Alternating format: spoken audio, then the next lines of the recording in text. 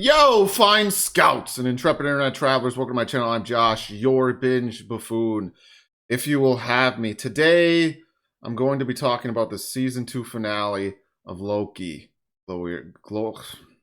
Glorious Purpose. While also parroting a bunch of things about Disney, Marvel, and superhero cinema at large that you've heard many times before. That trite and cliche conversation. I'll probably start there. If you've been following Binge Buffoon or care, yes, I watched the first episode of Loki on this channel and then proceeded to watch the rest of this season by myself with my weekly tub of cottage cheese, without a camera, without caffeine, and the externalization of my inner dialogue. Just a lot of eyebrow raises, shocked faces. Every now and again I would look around and realize that I was alone, so I would text people that didn't care about Loki. Because the truth is, no one, and by no one I mean the general public, doesn't really seem to care about the MCU anymore. The Marvels is currently bombing at the box office, and Loki's viewership was reportedly down 40% compared to season 1, which to me makes little to no sense. I've even talked to people who loved season 1 of Loki, who just didn't watch season 2. And all you need to know is there in season 1. So it's there to consume like a big bowl of enticing white, which is a line I just stole from Always Sunny. I think Charlie says that at one point. I suppose we're all just constipated. All the good dairy's gone, and we're left with nothing but a moldy slice of pepper jack to consume at 2 a.m., which we still eat because we're never hungrier than when we're alone in the dark. Plus, my grandma once told me that cheese is mold, so it's fine. I guess that's my way of saying that hardcore fans are going to watch comic book content regardless, but the rest of the world, those who aren't full, won't. Franchise fatigue, a lack of anticipation, all that. After I finished the Loki finale, I saw a video on YouTube. Tom Hiddleston on Jimmy Fallon. I didn't watch it because I've just become really annoyed with the whole late night talk show format, but it was entitled something along the lines of Tom Hiddleston's 14-year journey as Loki ends in the season 2 finale. And I thought, what did we just witness? And what did everyone else miss? They missed an incredible finale. I actually didn't anticipate how much of an effect the finale would have on me. Yes, throughout season 2, the direction of Justin Benson and Aaron Moorhead has felt incredibly immersive, intimate, with the handheld camera and whatnot. The cinematography has been beautiful. Natalie Holt, I believe that's the composer's name, her score has been perfect, transcendental, Blade Runner-esque. Even though the season lulled a bit in episode 2 and 3, honestly, I still don't know what the point of Loki pruning himself was beyond establishing or familiarizing us with the concept of time slipping. Also, you can tell they made up a lot of stuff as they went along. There wasn't necessarily a plan to begin with after season 1, which I suppose is true to form for the MCU. Still, I would go as far as to say that Eric Martin's writing perfectly capitalized on everything that was laid down as a foundation in season 1, mostly because I thought, while watching season 1, before finding out it was Jonathan Majors as He Who Remains, that a variant of Loki would be the man behind the TVA. Also, I did just say what Eric Martin established in season 1, because at this point I suspect he had more to do with writing that season than Michael Waldron, who apparently didn't even finish the scripts for Multiverse of Madness before that started filming.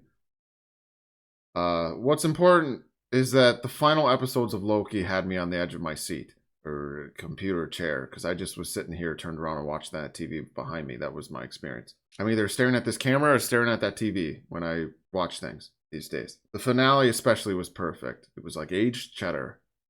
I'm talking about cheese. The best thing that Marvel and Disney has ever produced together on Disney Plus, I think, in this moment. Feel free to argue against that. I didn't know where any of it was going a few weeks ago. My friend actually texted me after the penultimate episode and wrote, Loki just realized he's the god of stories. I've since Wikipedia'd all that material, by the way, but at the time I responded, what the fuck are you talking about? He's just going to go back and try and fix the loom, which is what he tried to do. But the episode became something more, something I didn't expect. This culmination of everything the series has been developing since episode 1 of season 1. From the title of that very first episode to a conversation with Sylvie in a bar about how Loki just doesn't want to end up alone.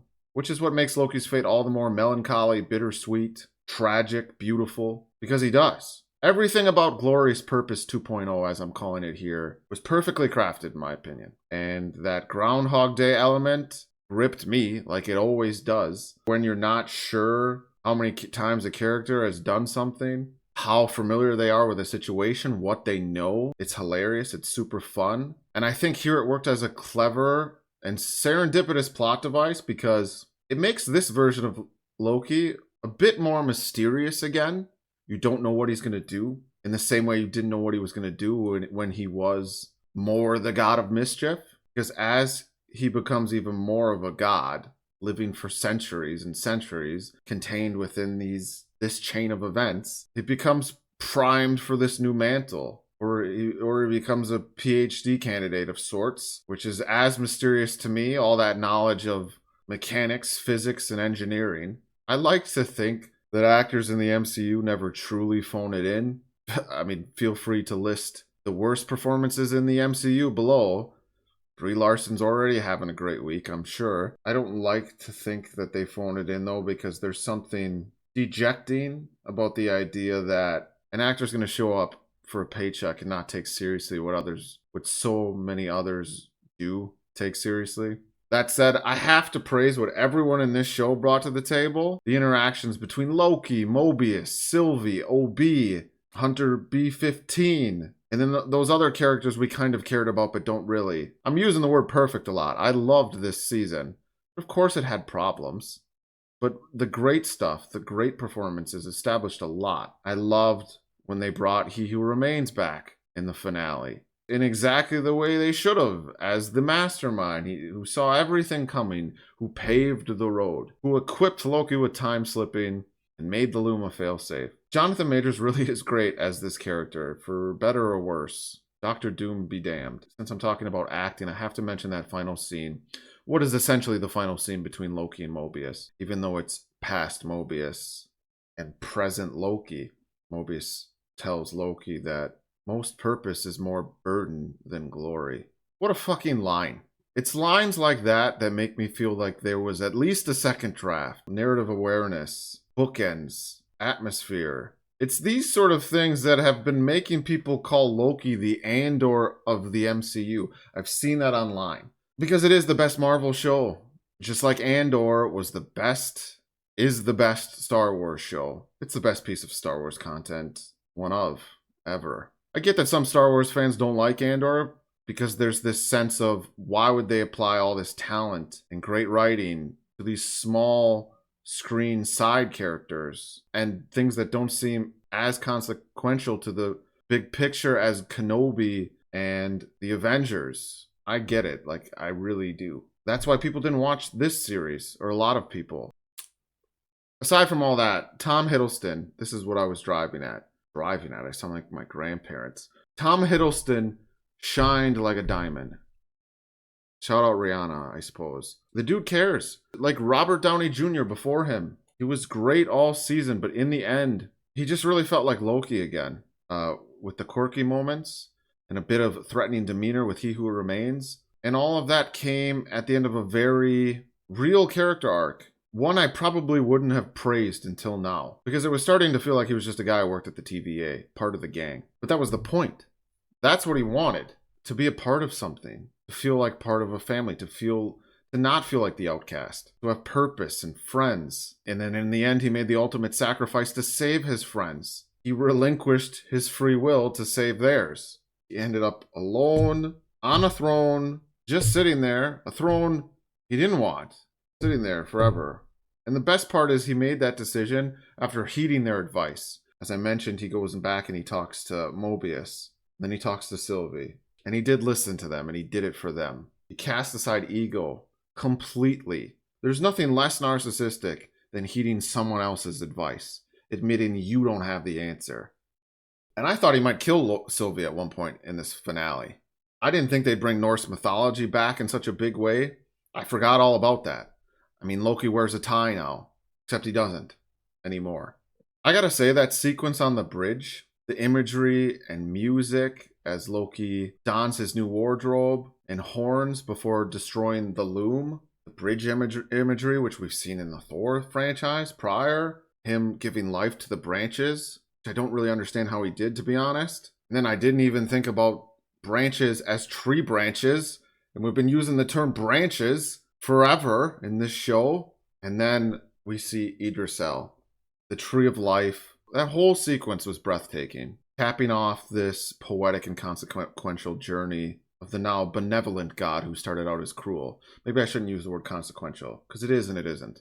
But what an arc, man. It's officially one of my favorite arcs in the MCU alongside Iron Man, Captain America, Nebula. And those characters are the reason I really love films like Infinity War and Endgame. Well, they're among the reasons. In short, I don't give a fuck about big battles and CGI. I don't give a fuck about who the most powerful character in the MCU is. I care about the guy who went from being selfish to selfless, or the one who finally did something for himself. The girl who just wants other people to see her as something other than what someone else made her to be. In Nebula's case, her father.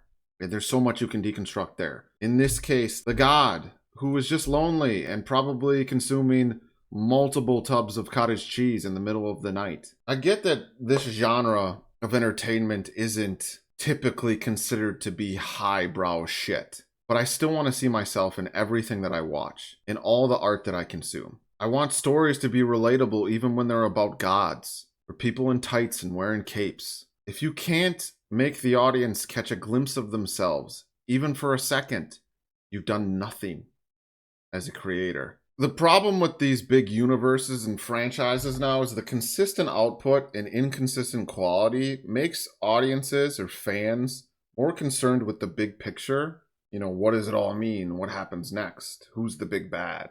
What's the glorious purpose, ironically or coincidentally, whatever word works there. We're all burdened by that to the point where we don't seem to care or pay enough attention to the self-contained storytelling, which is where it all begins. You gotta look out for the little guy, or it all falls apart. At this point, I'd probably even argue that the stigma and reputation of comic book movies, shows, this genre has probably led to creatives half-assing it. Even though I said before, I hope that doesn't happen with actors. Shows need showrunners. They need proper attention. People are gonna watch anyway, right? Clearly that's not the case. In order to create something good, you have to take your time.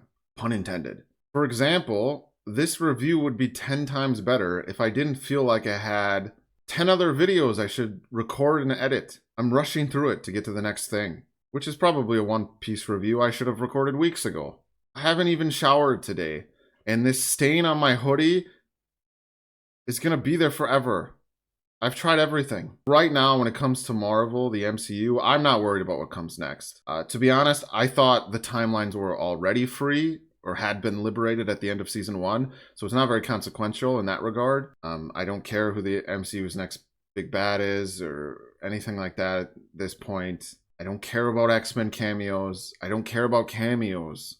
I don't care about variety articles. I don't care about rumors and reports. I care about quality storytelling. And that's all anyone ever cared about when they were looking for those things online, because they were excited about the quality of what was next. They were excited about seeing a teary-eyed Owen Wilson in a Wes Anderson-esque moment within a Marvel TV show. Someone's talking outside. Threw me off my train of thought. Like, I heard that they fired a bunch of people. Maybe not fired, but they're revamping their approach to the Daredevil show, which is smart because Netflix's Daredevil is one of the best superhero TV shows ever. And one of the reasons that's the case isn't just because of the choreography and fight scenes, even though that's a major part of it. It's about the themes of faith, the allegories. At the top of my head, I think about scenes with Wilson Fisk in the back of that armored truck. He's the ill intent. Or John Bernthal up against that grave when he's explaining the origin of one batch, two batch, penny and dime. But I'm getting off track. To me, Loki was the most absorbing and compelling, intriguing Disney Marvel multiverse project so far. So that statement doesn't include Sony's Spider-Verse projects. I think in time, as Loki sits on his throne at the beginning or end of time, this show will age like good cheddar, without the mold. Right now, as a farewell to Hiddleston, maybe. I mean, he'll probably show up and he'll probably stand up in Secret Wars or something. But for now, it's a reminder of what can and should be in the MCU. It's not perfect all the time, but it shouldn't make us sick. There should still be enough left over to slice and put on a sandwich or something. During the day, not the middle of the night. I think that's all I have for this one. Big love to everyone who was bored enough to join me. Let me know your thoughts in the comments. Actually, I think I said this already, but I have no idea how Loki had the power to give life to the branches. So if anyone could explain that to me in the comments, that would be great. Otherwise, drive me off this platform if you must. Like, subscribe, dislike for cathartic reasons, drink water, stay young, and remember, don't be an idiot. Be a buffoon. Peace.